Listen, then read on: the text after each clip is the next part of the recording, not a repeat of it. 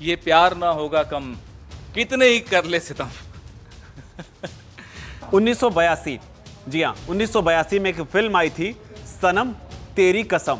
ये उसी का गाना जो है कांग्रेस के प्रवक्ता पवन खेड़ा गुनगुना रहे थे। आखिर से गुनगुनाने की वजह क्या है और क्या है उनका पूरा बयान वो आपको सुनवाएंगे, लेकिन इसके साथ एक और गाने की चर्चा जो है या सुगबुगाहट जो है वो शुरू हो गई है। और ये सुगबुगाहट शुरू हुई है राहुल गांधी के एक वक्तव्य को लेकर जो उन्होंने कैम्ब्रिज में दिया है। वो गाने के बोल क्या हो सकते हैं संभावित तौर पे, वो आपको बताते हैं। वो गाना ये हो सकता है, हमने तुमको देखा तुमने हमको देखा ऐसे, हम तुम सनम सातों जन्म मिलते रहे हो जैसे। लेकिन आप सोच रहे होंगे कि ये बोल आखिर कैसे ऐसे। ये हिमंता का जो आप ट्वीट देख रहे हैं, असम के मुख्यमंत्री हिमंता बिस्वा शर्मा, इन्होंने राहुल गांधी के एक बयान को लेकर सवाल खड़े किए हैं, जिसमें उन्होंने ये कहा है कि राहुल गांधी ने यह कहा कि कश्मीर में उन्हें आतंकवादियों ने देखा और वो जानते थे कि वो उन्हें टारगेट नहीं करेंगे।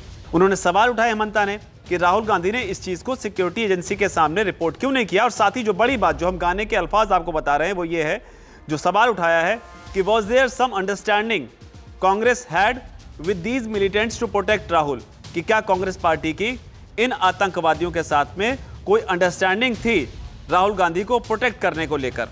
और इसीलिए ये अल्फाज यहां पर बनते हैं कि तुमने हमको देखा हमने तुमको देखा ऐसे। यानी कि राहुल गांधी खुद अपने बातों में ये कहते हैं कि मैंने आतंकवादियों को जम्मू कश्मीर में देखा था। और इसे ही लेकर जो है अब दो बातें यहां पर सामने आई हैं।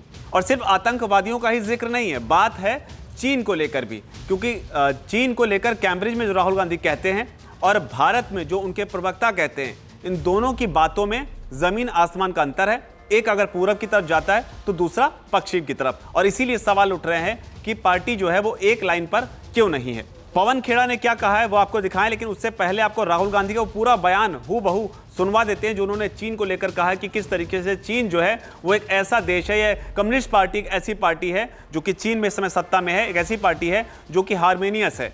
पूरा बयान आप पहले हूबहू राहुल गांधी के शब्दों में सुनिए, वरना लोग कह सकते हैं कि बयान को तोड़ मरोड़ कर पेश किया गया। आप पहले राहुल गांधी का वो बयान सुनिए और इसके बाद राहुल गांधी का आपको कश्मीर वाला बयान भी सुनवाएंगे।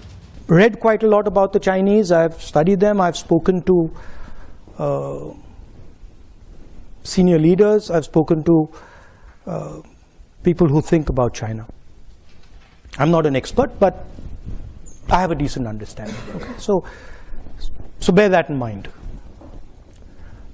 Now, the way the Americans value individual liberty, the Chinese value harmony. They are not, individual liberty is not central to their idea.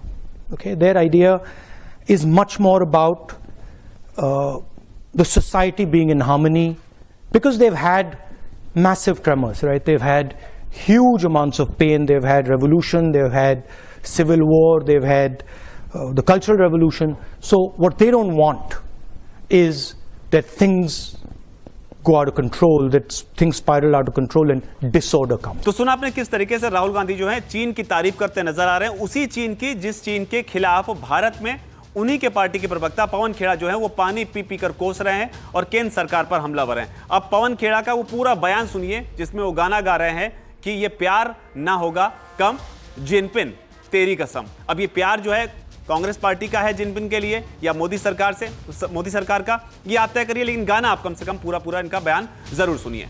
ये प्यार ना होगा कम, जिनपिंग तेरी कसम। ये हमारे मोदी जी की तरफ से एक गाना आज चीन को पेश है। कितने ही कर ले सितम। गलवान में, अच्छा ये एक तरफा प्यार है ऐसा लगता है, मोदी जी का चीन से बड़ा एक तरफा प्यार लग रहा है, वन वे ट्रैफिक। गलवान में चीन हमारी सीमा के भीतर आकर बैठा, फिर 20 जवान, बहादुर जवान शहीद भी हुए। उसके बाद क्लीन चिट प्रधानमंत्री ने दी। उसके बाद जयशंकर जी ने तो नतमस्तक हो गए पूरी तरह से, वो तो बड़ी इकोनॉमी है, हम तो छोटी इकोनॉमी, हम उनसे कैसे मुकाबला करें।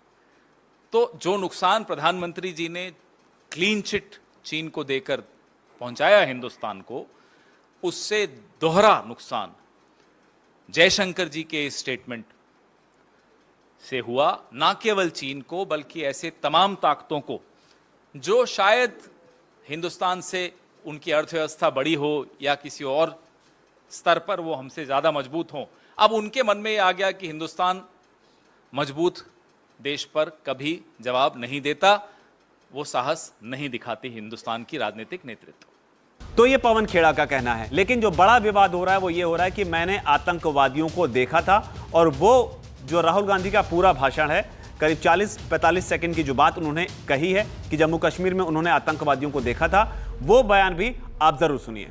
So the guy says, call me, I say, come. So he comes. So he comes, starts walking next to me. And he says, Mr. Gandhi, you've come here to listen to us? So I'm like, yes. So he's like, that's interesting. He's like, you really come here to listen to us? And I'm like, yes. So he's like, good. And then he says, you see those guys over there? And we're walking. And he says, you see those guys over there? And I'm like, yes, who? He's like, those boys over there. And I'm like, yeah. He's like, the militants. Right? Now, militants should normally kill me. In that environment, militants should kill me. And he says, they're there. And they're looking at you. So I look at them, and they give me this sort of, I'm serious, they give me this sort of look. And I'm like, okay, I'm now in trouble, right? Because this guy's just told me this. They give me this look, and I give them this look back, and then we carry on, nothing happens, right? तो सुना आपने कि कितनी बेबाकी से Cambridge में खड़े होकर राहुल गांधी ये बता रहे हैं कि देश के दुश्मनों को, आतंकवादियों को उन्होंने देखा, और इसे ही लेकर अब सवाल उठ रहे हैं।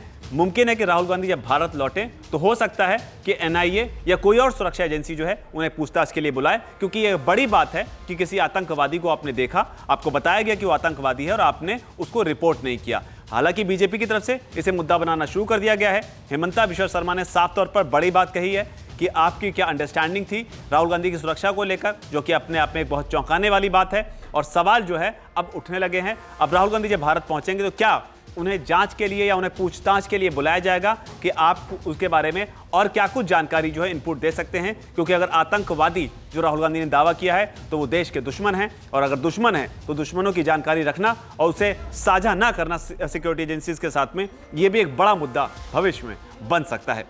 आपकी इस पर क्या राय है? नीचे अगर कमेंट सेक्शन में अपनी बात को आप जरूर लिखें। धन्यवाद।